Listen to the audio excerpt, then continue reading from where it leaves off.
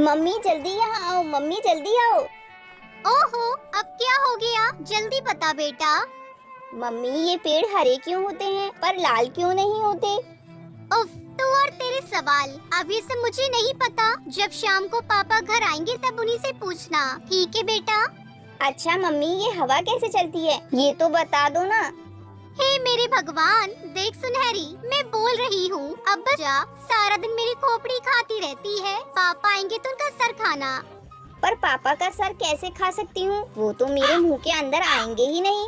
तब तक आप लोग हमारी इस वीडियो को लाइक और अगर आपने हमारे चैनल को सब्सक्राइब नहीं किया है तो जल्दी से सब्सक्राइब कर ले। भगवान के लिए चुप हो जा मेरी बच्ची। तुझे पता है ना मेरी जान को कितने काम पड़े हैं। तेरे उल्टे पुल्टे सवालों के जवाब नहीं है मेरे पास। टुनटुनी चिड़िया कालू कौवे की एक ही औलाद थी जिसका नाम सुनहरी था।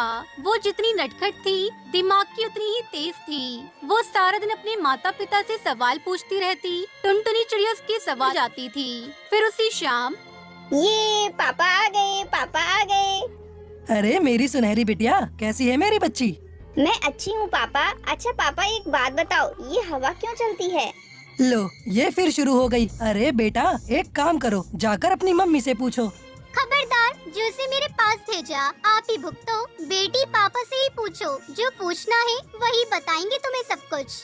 कालू कौवा टुनटुनी चिड़िया भगवान कृष्ण के भक्त थे। कालू कौवा टुनटुनी चिड़िया का हंसता खेलता ये छोटा सा परिवार था। बस दिक्कत इतनी थी कि कालू की आमदनी बहुत कम थी। वो एक चाय की दुकान पर मजदूरी करता था और बड़ी मुश्किल से अपने घर का खर्च चला पाता था। कुछ दिनों के बाद जन्माष्टमी का त्योहार आया तो कालू और टुनटुनी सुनहरी चिड़िया को लेकर भगवान के मंदिर पहुँचे। मम्मी बताओ ना वो कौन थे? आओ मैं बताता हूँ। अब रुको, पहले ये तो बताओ कि हमारे घर में सबसे बड़ा कौन है और आपका और मम्मी का ख्याल कौन रखता है? पापा आप? हाँ तो वैसे ही इस पूरी दुनिया में सबसे बड़े भगवान हैं और वो ही हम सबका ख्याल रखते हैं। अच्छा जैसे आप मेरे पापा हो वो सबके पापा हैं, मतलब कि बड़े वाले पापा हैं। हाँ अब समझी तुम, शाबाश। पर पापा आपने तो कहा था कि वो सबसे बड़े हैं, पर वो तो कितने छोटे से दिख रहे थे। हे भगवान, सब समझाया पढ़ाया गुड़ गोबर कर दिया। पापा बताओ ना, वो तो छोटे थे तो वो सबसे बड़े कैसे हो सकते हैं? असल में जो मूर्ति तुमने देखी थी ना, वो भगवान के बचपन की याद दिलाती है, मतलब उनके बाल रूप को दर्शाती है। अच्छा पापा उन भगवान जी का नाम क्या है? उनका नाम गोपाल है। अच्छा तो क्या हम उन्हें घर नहीं ले जा सकते? सुनो ना, उसका कितना मन है, उसे छोटे से बाल गोपाल की मूर्ति दिला दो ना। अच्छा ठीक है, दिला दूंगा, तुम चिंता मत करो।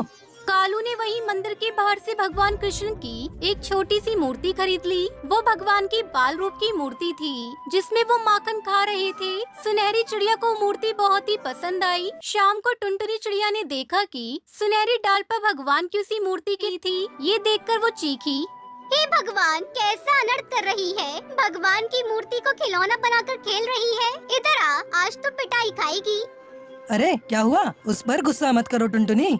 देख रही हो आप, भगवान की मूर्ति को खिलौना बनाकर खेल रही है। ये मूर्ति मैंने मंदिर में रखी थी, वहाँ से उठा लाइए।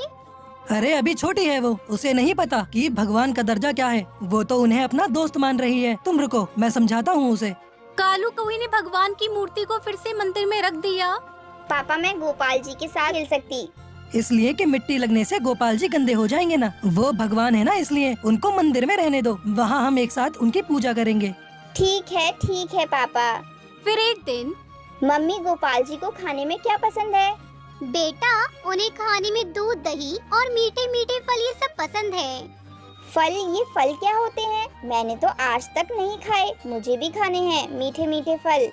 सुनहरी जिद करने लगती है, लेकिन टुनटुनी चिड़िया कालू कौवे के पास इतने पैसे नहीं होते। वो उसके लिए फल लेकर आई।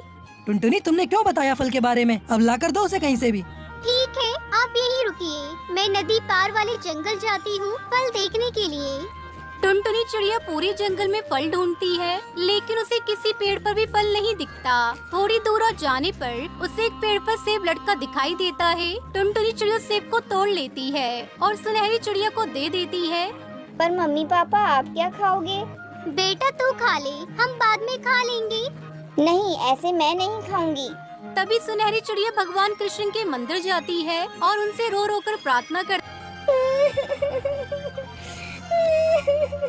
भगवान जी, मेरे मम्मी पापा आपकी कितनी पूजा करते हैं, तो उनके लिए आप फल की बारिश कर दो। हमने कभी फल नहीं खाए। तभी मूर्ति से रोशनी निकलती है।